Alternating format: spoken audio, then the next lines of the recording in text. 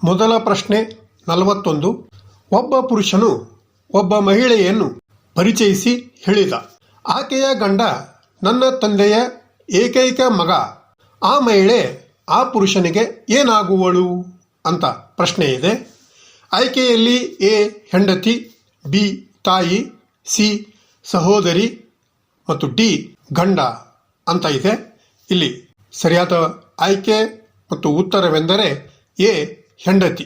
ಅಂದರೆ ಒಬ್ಬ ಪುರುಷನು ಒಬ್ಬ ಮಹಿಳೆಯನ್ನು ಅಂದರೆ ತನ್ನ ಹೆಂಡತಿಯನ್ನು ಆಕೆಯ ಗಂಡ ಅಂದರೆ ಒಬ್ಬ ಪುರುಷ ಅಥವಾ ಪರಿಚಯಿಸುವಂತ ವ್ಯಕ್ತಿಯು ನನ್ನ ತಂದೆಯ ಏಕೈಕ ಮಗ ಎಂದು ಪರಿಚಯಿಸಿದಾಗ ಆ ಪುರುಷನಿಗೆ ಆ ಒಬ್ಬ ಮಹಿಳೆ ಹೆಂಡತಿ ಆಗುವಳು.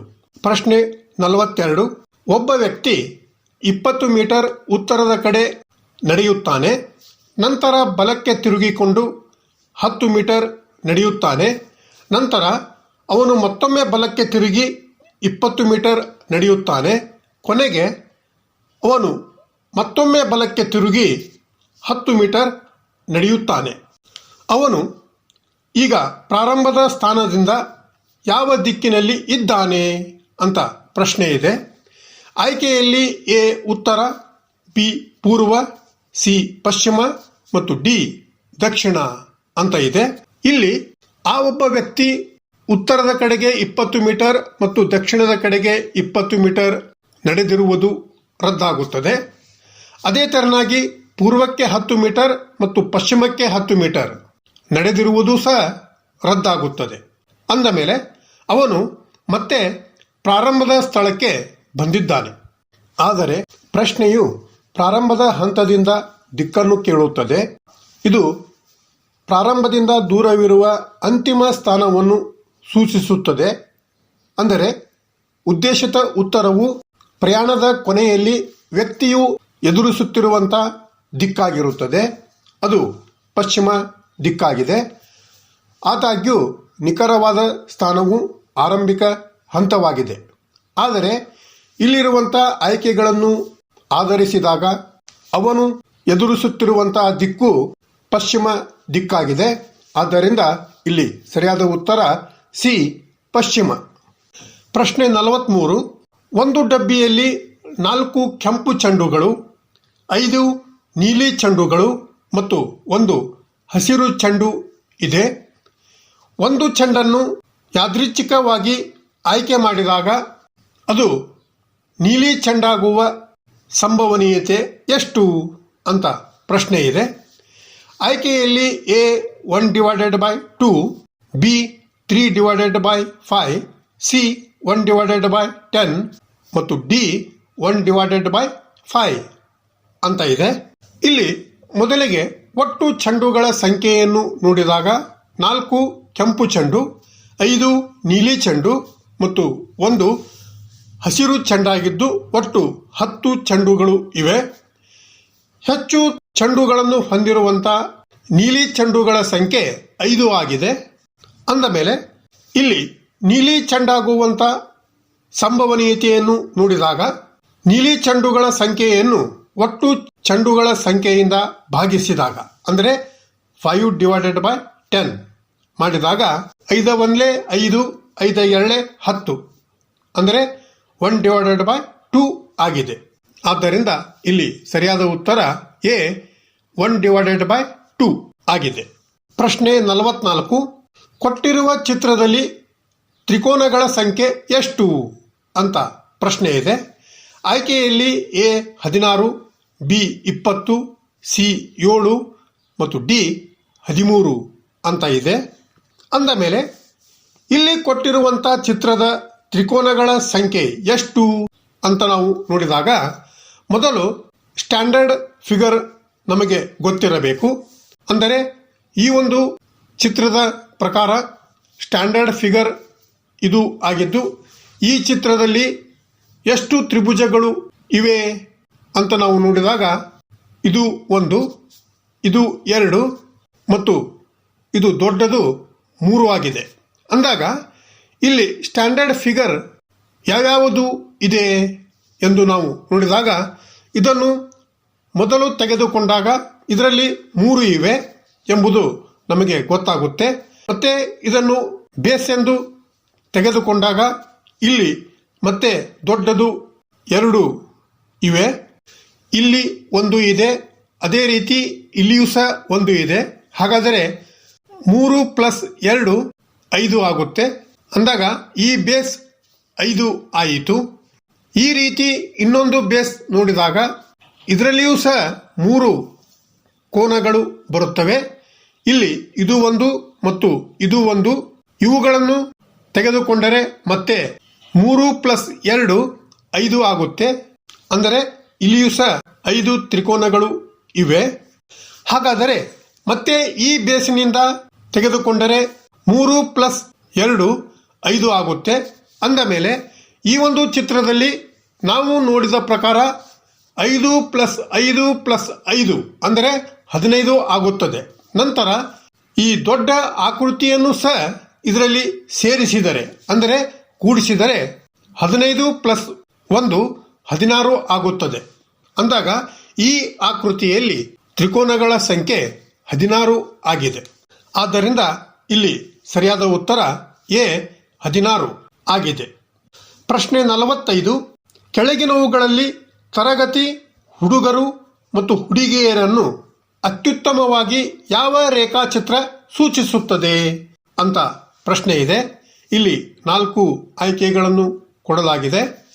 ಈ 4 ಆಯ್ಕೆಗಳಲ್ಲಿ ಸರಿಯಾದ ಆಯ್ಕೆ ಎಂದರೆ ಆಯ್ಕೆ ಡಿ ಯಲ್ಲಿರುತ್ತಿರುವಂತಹ ರೇಖಾಚಿತ್ರವಾಗಿದೆ.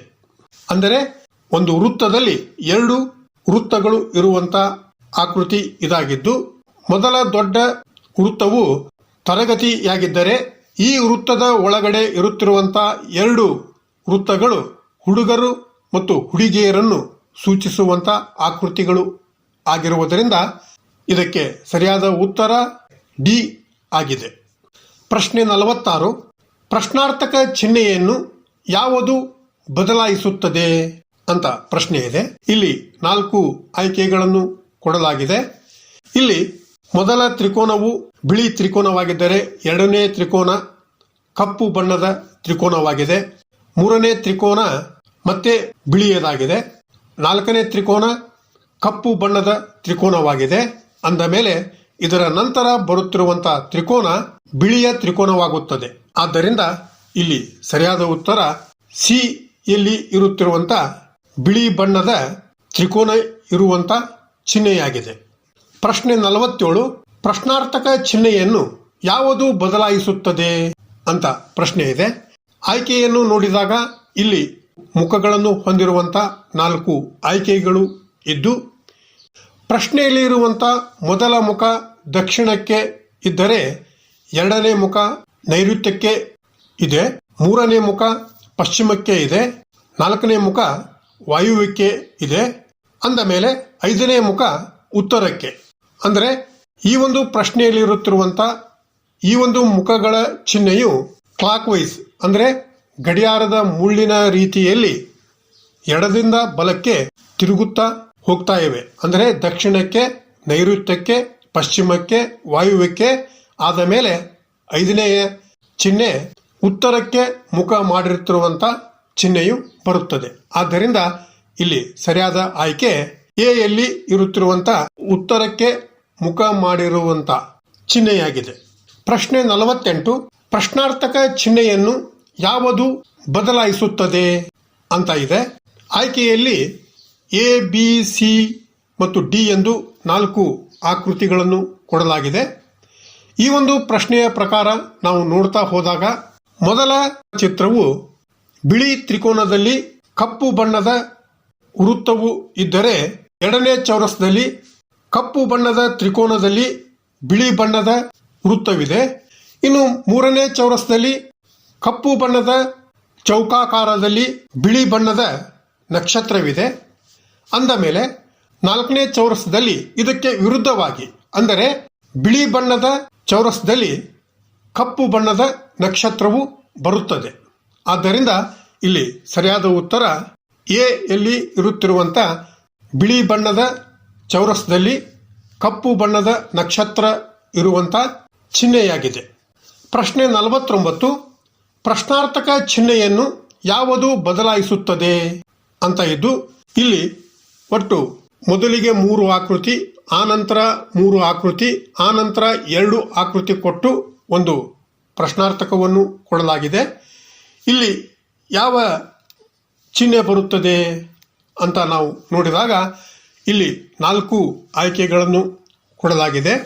ಅಂದ ಮೇಲೆ ಈ ಒಂದು ಪ್ರಶ್ನೆಯ ಪ್ರಕಾರ ಮೇಲ್ಗಡೆ ಇರುತ್ತಿರುವಂಥ ಮೊದಲಿನ 3 ಆಕೃತಿಗಳನ್ನು ನೋಡಿದಾಗ, ಅಂದರೆ ಮೊದಲು ಚೌರಸ್, ಆನಂತರ ವೃತ್ತ, ಆನಂತರ ವೃತ್ತದಲ್ಲಿ ಚೌರಸ್, ಚೌರಸ್ದಲ್ಲಿ ವೃತ್ತ ಅಂತ ಇದ್ದರೆ, ಮಧ್ಯದಲ್ಲಿರುತ್ತಿರುವಂಥ 3 ಆಕೃತಿಗಳು ಅಂದರೆ 2ನೇ ಸಾಲಿನಲ್ಲಿ ಇರುತ್ತಿರುವಂಥ ಆಕೃತಿಗಳನ್ನು ನೋಡಿದಾಗ ತ್ರಿಕೋನ, ಚೌರಸ್, ಆನಂತರ ಚೌರಸ್ದಲ್ಲಿ ತ್ರಿಕೋನ ಮತ್ತೆ ಚೌರಸ್ ಈ ತರನಾಗಿ ಇದ್ದರೆ, ಇನ್ನು ಕೆಳಗಡೆ ಇರುತ್ತಿರುವಂಥ 3ನೇ ಸಾಲಿನಲ್ಲಿ ನೋಡಿದಾಗ ಮೊದಲಿಗೆ ಚೌರಸ್, ಆನಂತರ ತ್ರಿಕೋನ, ಆನಂತರ ಬರುತ್ತಿರುವಂಥ ಚಿಹ್ನೆ ಯಾವುದು ಅಂತ ನಾವು ನೋಡಿದಾಗ ಮೊದಲಿಗೆ ತ್ರಿಕೋನ, ಆನಂತರ ಚೌರಸ್, ಆನಂತರ ತ್ರಿಕೋನ ಬರುತ್ತದೆ. ಅಂದ ಮೇಲೆ ಇದಕ್ಕೆ ಸಂಬಂಧಿಸಿದಂಥ ಆಯ್ಕೆ ಎಂದರೆ ಡಿ ಚಿಹ್ನೆಯಾಗಿದೆ. ಆದ್ದರಿಂದ ಇಲ್ಲಿ ಸರಿಯಾದ ಉತ್ತರ ಡಿ ಯಲ್ಲಿ ಇರುತ್ತಿರುವಂಥ ಚಿಹ್ನೆಯಾಗಿದೆ. ಪ್ರಶ್ನೆ 50, ಗಂಡ ಹೆಂಡತಿ. ಇದಾದ ಮೇಲೆ ಪ್ರಶ್ನಾರ್ಥಕವಿದೆ. ಅಂದರೆ ಇದರ ಮುಂದೆ ಈ ಕೆಳಗಿನ 4 ಆಯ್ಕೆಯಲ್ಲಿ ಇರುತ್ತಿರುವಂಥ ಯಾವ ಆಯ್ಕೆ ಬರುತ್ತದೆ ಎಂಬುದನ್ನು ಕಂಡುಹಿಡಿಯಬೇಕು. ಆಯ್ಕೆ ಎದಲ್ಲಿ ಸಹೋದರ ಸಹೋದರಿ ಅಂತ ಇದ್ದರೆ, ಬಿ ಯಲ್ಲಿ ಅಜ್ಜ ಅಜ್ಜಿ, ಸಿ ಯಲ್ಲಿ ಮಗ ಮಗಳು ಮತ್ತು ಡಿ ಯಲ್ಲಿ ಚಿಕ್ಕಮ್ಮ ಮತ್ತು ಚಿಕ್ಕಪ್ಪ ಅಂತ ಇದೆ. ಪ್ರಶ್ನೆಯಲ್ಲಿ ಗಂಡ ಹೆಂಡತಿ ಎಂಬ ಜೋಡಿಯಲ್ಲಿ ವೈವಾಹಿಕ ಸಂಬಂಧ ಇರುವುದರಿಂದ ಈ ಒಂದು ಆಯ್ಕೆಯಲ್ಲಿ ಇರುತ್ತಿರುವಂಥ ವೈವಾಹಿಕ ಸಂಬಂಧವನ್ನು ಹೊಂದಿರುವಂಥ ಆಯ್ಕೆ ಎಂದರೆ ಆಯ್ಕೆ ಬಿ ಯಲ್ಲಿರುತ್ತಿರುವಂಥ ಅಜ್ಜ ಅಜ್ಜಿ ಆಗಿರುವುದರಿಂದ ಇಲ್ಲಿ ಸರಿಯಾದ ಉತ್ತರ ಬಿ ಅಜ್ಜ ಅಜ್ಜಿಯಾಗಿದೆ.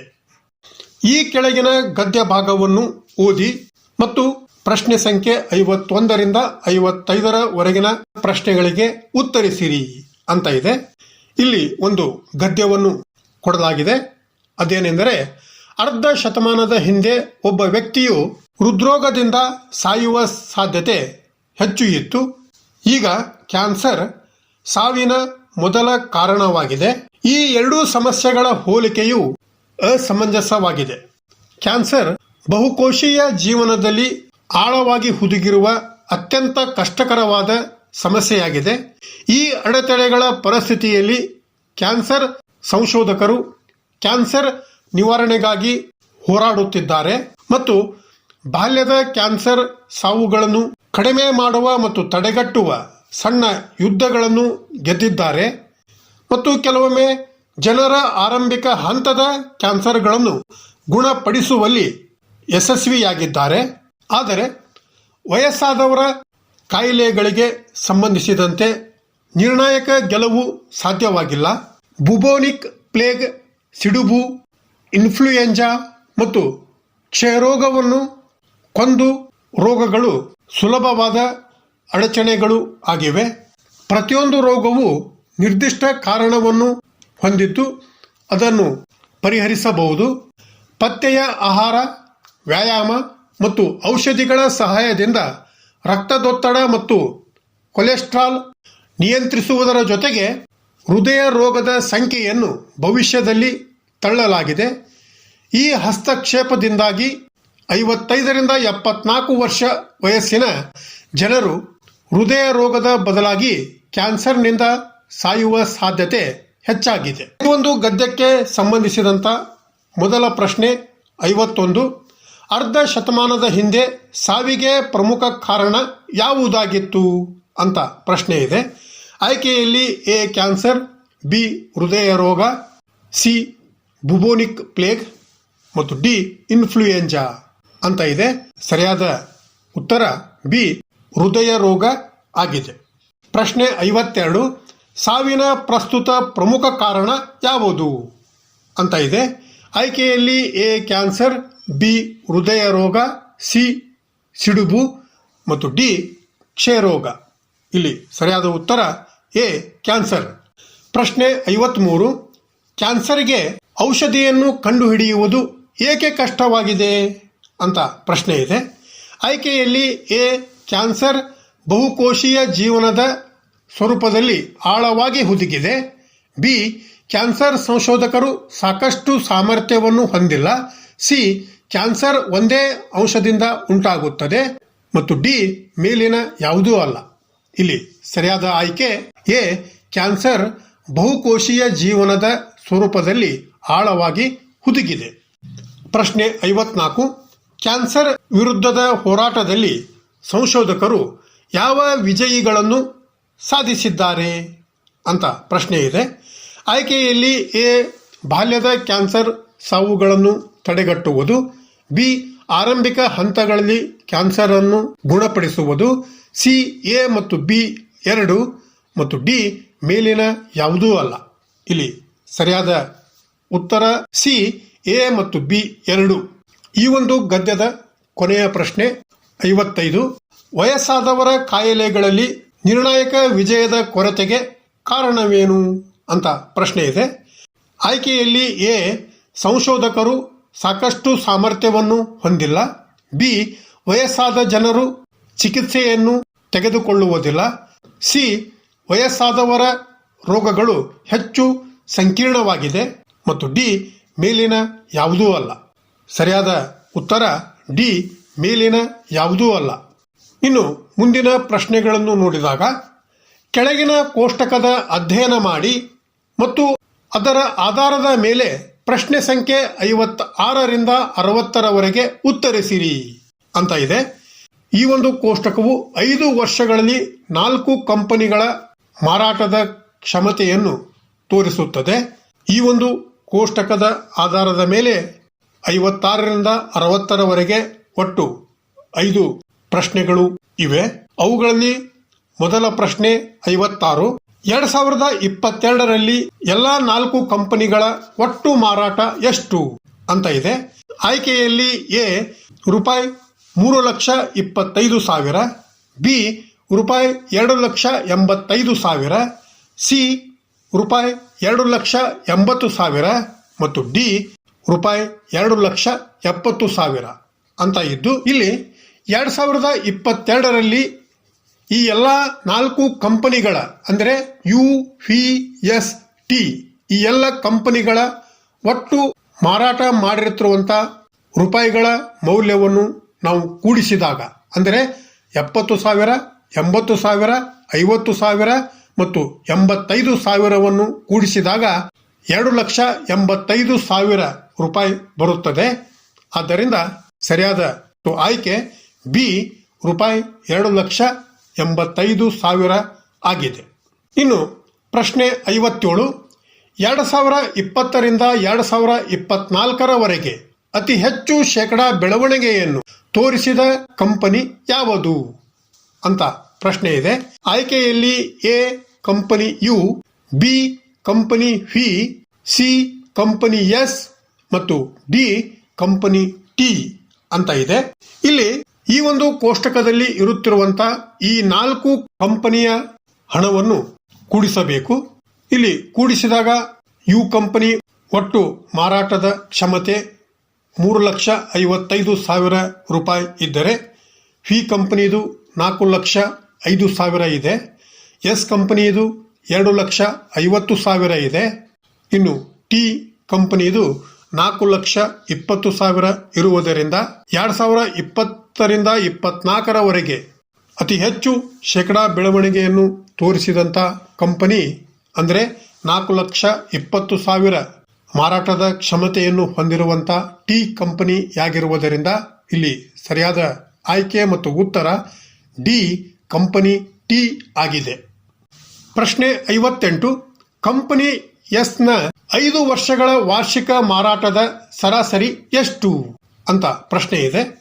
ಆಯ್ಕೆಯಲ್ಲಿ ಎ ರೂಪಾಯಿ 45,000, ಬಿ ರೂಪಾಯಿ 50,000, ಸಿ ರೂಪಾಯಿ 55,000 ಮತ್ತು ಡಿ ರೂಪಾಯಿ 60,000 ಅಂತ ಇದ್ದು, ಇಲ್ಲಿ ಕಂಪನಿಯ 5 ವರ್ಷದ ವಾರ್ಷಿಕ ಮಾರಾಟದ ಸರಾಸರಿಯನ್ನು ಕಂಡುಹಿಡಿಯುವಂತ ವಿಧಾನವನ್ನು ನೋಡಿದಾಗ ಈ 5 ವರ್ಷಗಳ ಮಾರಾಟದ ಮೊತ್ತವನ್ನು ಒಟ್ಟು ಮಾಡಿ ಆ ಒಟ್ಟು ಮೊತ್ತವನ್ನು 5ರಿಂದ ಭಾಗಿಸಿದಾಗ ವಾರ್ಷಿಕ ಮಾರಾಟದ ಸರಾಸರಿ ಬರುತ್ತದೆ. ಅಂದಾಗ ಇಲ್ಲಿ ಎಸ್ ಕಂಪನಿಯ 5 ವರ್ಷದ ವಾರ್ಷಿಕ ಮಾರಾಟದ ಒಟ್ಟು ಮೊತ್ತ 2,50,000 ಆಗಿದ್ದು, ಈ 5 ವರ್ಷದಿಂದ ಈ ಒಂದು 2,50,000 ಭಾಗಿಸಿದಾಗ 50,000 ಬರುತ್ತದೆ. ಆದ್ದರಿಂದ ಇಲ್ಲಿ ಸರಿಯಾದ ಉತ್ತರ ಬಿ ರೂಪಾಯಿ 50,000 ಆಗಿದೆ. ಪ್ರಶ್ನೆ 59. ಕಂಪನಿ ಫಿ ಮತ್ತು ಕಂಪನಿ ಎಸ್ ನ ನಡುವಿನ ಒಟ್ಟು ಮಾರಾಟದ ಅನುಪಾತವೆಷ್ಟು ಅಂತ ಪ್ರಶ್ನೆ ಇದೆ. ಆಯ್ಕೆಯಲ್ಲಿ ಎ 8:5, ಬಿ 81:50, ಸಿ 40:20, ಡಿ 9:10 ಅಂತ ಇದೆ.